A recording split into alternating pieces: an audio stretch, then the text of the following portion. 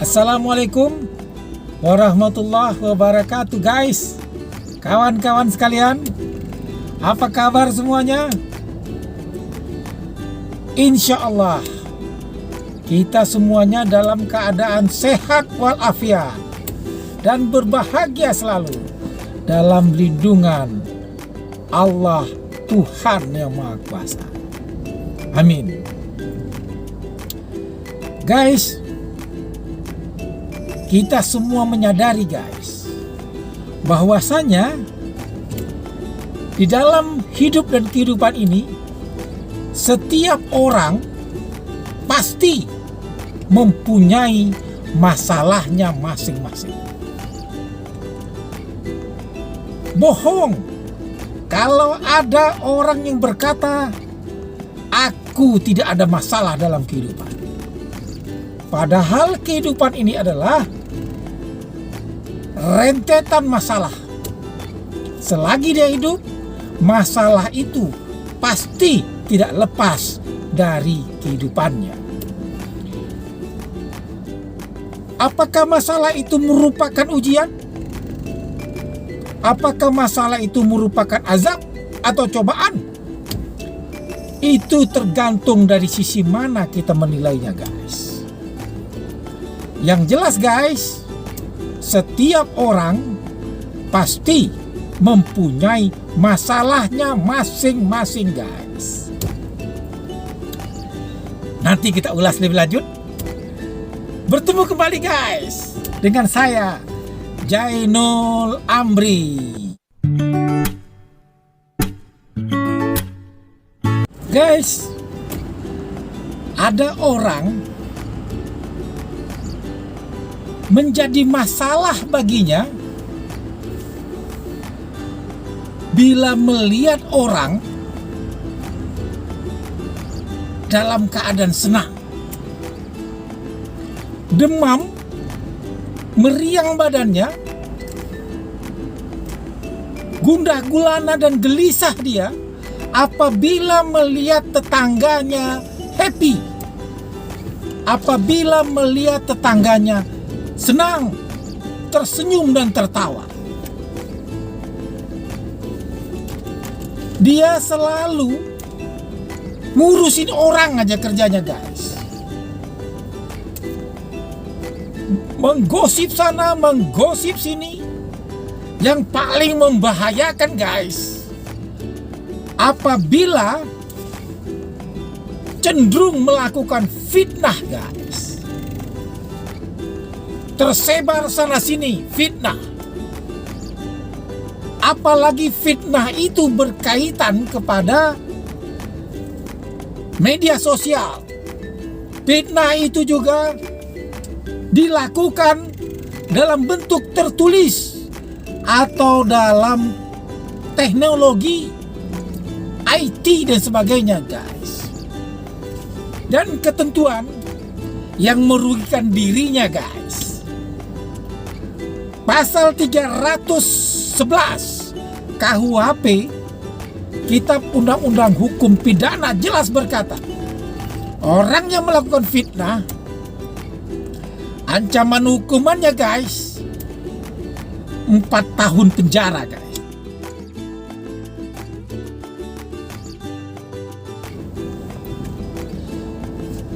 Guys, ada orang dia lebih senang dan dia merasa happy guys apabila dia melihat orang susah. Dia senang bukan main apabila melihat orang merintih-rintih kesakitan. Dia senang, happy banget apabila melihat orang kelaparan, orang susah. Dia senang. Namun sebaliknya guys, dia susah apabila melihat orang happy, melihat orang. Bersihkan hatimu. Penyakit hati tidak bisa dibersihkan dengan sabun guys, tidak bisa dibersihkan dengan sampo guys. Kalau ada kotoran pada fisik kita, maka membersihkannya dengan sabun, membersihkannya dengan sampo, dia akan bersih. Dia akan wangi, guys. Hilanglah segala macam kuman dan virus kalau melekat di tubuh, guys. Beda sekali, guys, apabila kotoran hati itu melekat pada hatinya, pada kalbunya, guys. Dia menjadi sifat, menjadi karakter, guys. Kalau kotoran itu melekat sangat kuat, sehingga yang keluar memancar dari mulutnya, dari omongannya, guys, dari perbuatannya, guys, adalah yang kotor. Karena hatinya kotor, karena hatinya busuk, guys, maka yang keluar adalah perkataan kotor dan perbuatannya juga kotor dan merugikan orang, guys. Untuk membersihkannya beda, guys, dengan kotoran fisik. Kotoran yang ada dalam hati kita itu membersihkannya dengan mendekatkan diri sesuai dengan agamanya masing-masing, guys. Dia sering-seringlah membaca kitab sucinya sesuai dengan agamanya. Kalau di dalam Islam, guys, banyaklah istighfar, mohon ampun. Kemudian banyaklah membaca Al-Quran berikut dengan artinya. Resapilah. Selesai sholat subuh, bacalah Al-Quran. Kemudian perhatikan artinya. Resapilah, berdoalah banyak Anda, supaya kotoran pada hati itu perlahan-lahan keluar dan hilang. Mohon sama Allah, aku tidak akan mengulangi perbuatan jelek lagi. Itu akan membersihkan, guys. Kalau sungguh-sungguh berdoa, sungguh-sungguh bertobat, dan sungguh-sungguh membuktikannya dalam perbuatan, dia tidak mengulangi lagi. Itu metode membersihkan penyakit hati. Hati-hatilah dengan penyakit hati. Bersihkanlah hatimu, karena hati itu pelita dari perbuatan Anda, pelita dari perkataan Anda. Hati bersih, pikiran Anda akan bersih, jiwa Anda akan tenang, perkataan Anda juga akan baik, guys. Jangan menghina orang. Mana tahu dia itu lebih baik dari Anda, guys. Jangan mengukur orang, menjelek-jelekkan orang. Ingat, kedalaman laut saja, guys, itu bisa diukur. Tapi nasib manusia, kita tidak bisa mengukurnya. Sekarang dia susah, Anda jangan hina. Kalau Anda nggak bisa bantu dia, jangan Anda hina. Mungkin esok lusa dia akan lebih baik ekonominya, akan lebih sukses dari Anda, guys. Hati-hati. Apa yang kita sombongkan? Karena kita seorang penguasa? Karena kita pemimpin di kantor? Karena kita pejabat? Orang berpangkat? Ingat, Fir'aun, dia raja di raja. Semua orang takut dengan dia. Dahsyat sekali kekuasaannya. Akhirnya bagaimana? Akhirnya Fir'aun hancur dengan kesombongannya. Digulung, dihabiskan, punah oleh samudra lautan. Terbenam, hancur dengan kebenaran, guys. Sekarang jasad Fir'aun sebagai tontonan dihina orang, dicaci maki orang. Padahal dulu dia hebat, tapi kesombongannya sampai-sampai mengaku Tuhan pula, hancurlah,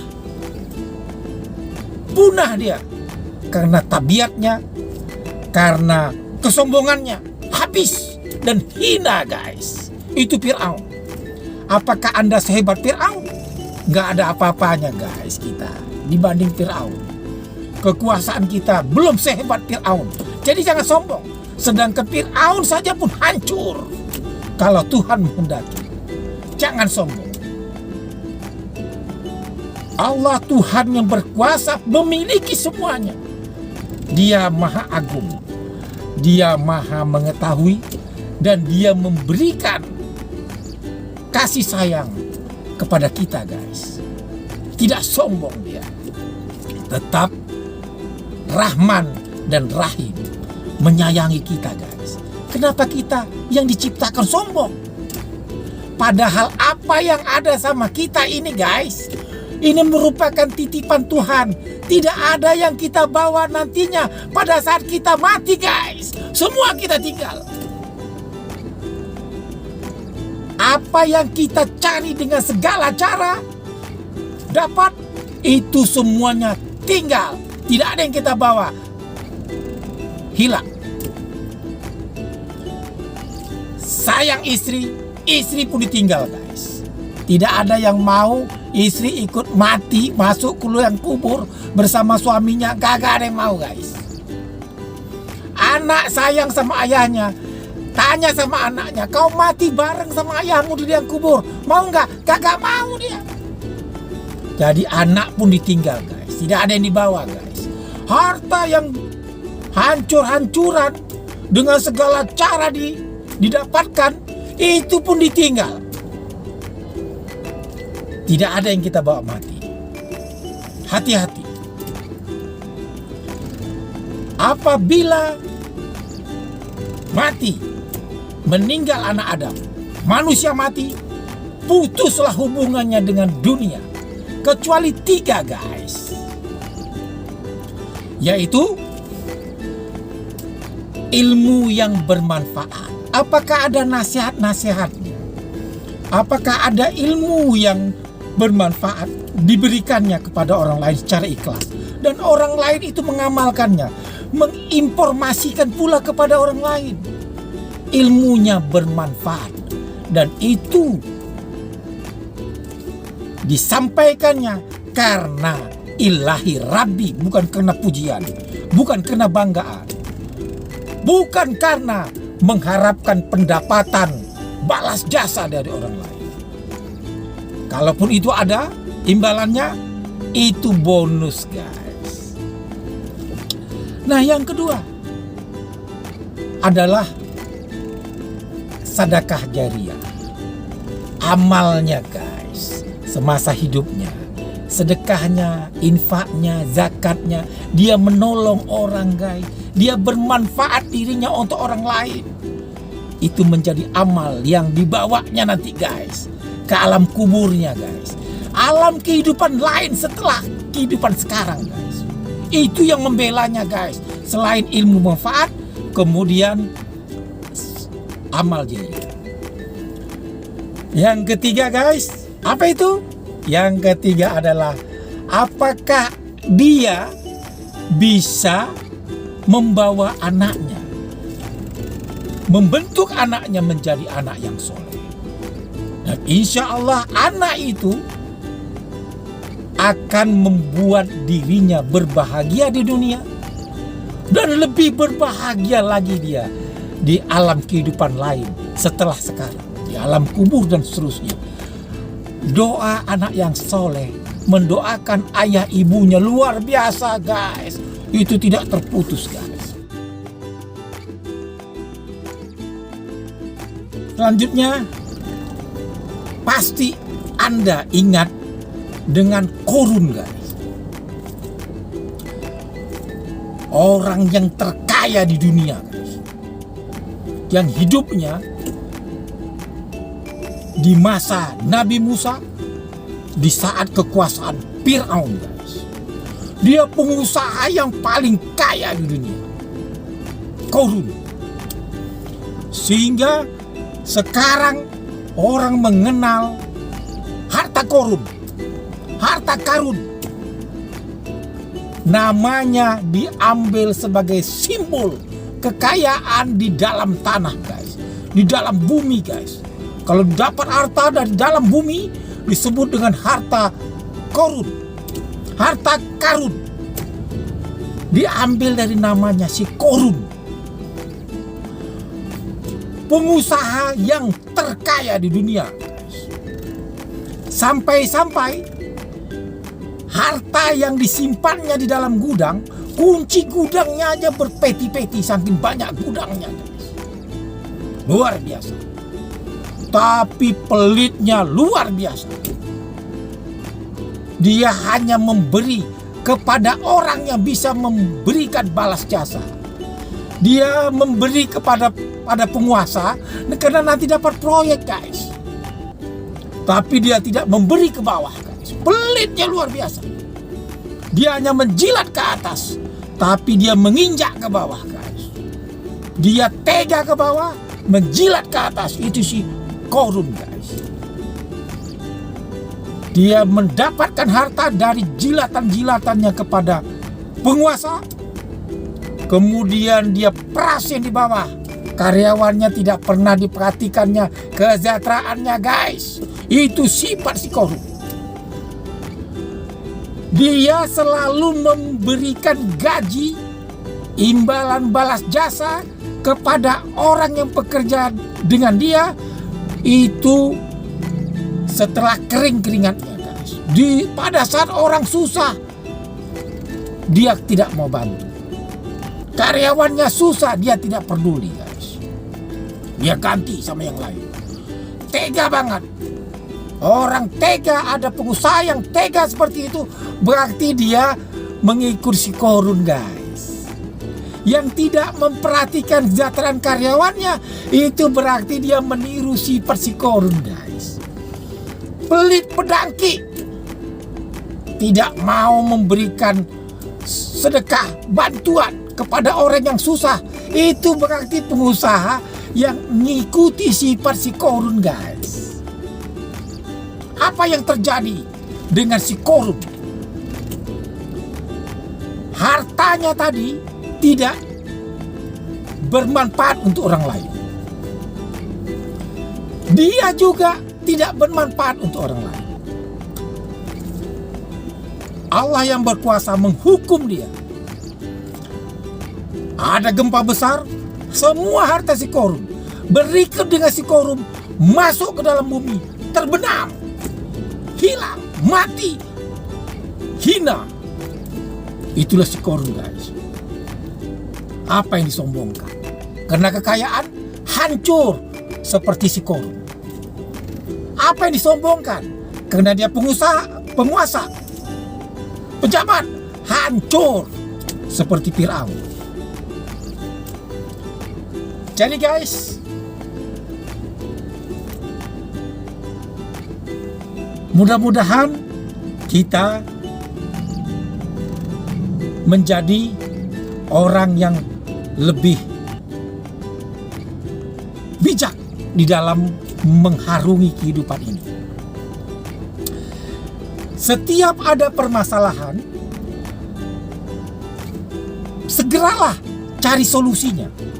Jangan berorientasinya problem oriented, berputar-putar di problem aja. Kenapa aku susah? Kenapa aku begini?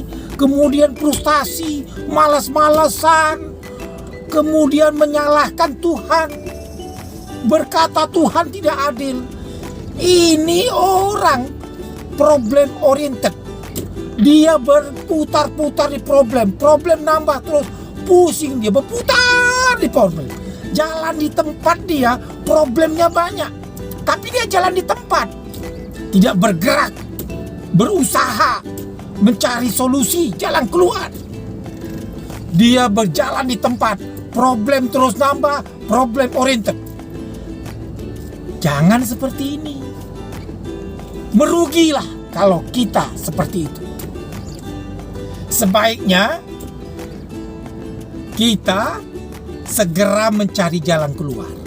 Problem apapun, carilah jalan keluar. Problem solving, segera mencari jalan keluar, mengatasi masalah. Masalah apapun yang dihadapi, segera cari jalan keluarnya. Musyawarahkan, dialogkan secara baik dengan istri Anda, dengan anak Anda. Selalulah di rumah tangga Anda melakukan musyawarah mufakat dengan istri Anda, dengan anak Anda, sehingga ada keterbukaan. Demokrasi berjalan di rumah tangga Anda, dan itu secara bersama-sama akan terjadi kekuatan untuk mengatasi masalah. Akan terjadi solusi besar mengatasi masalah. Demikian dulu guys. Mudah-mudahan ada manfaatnya.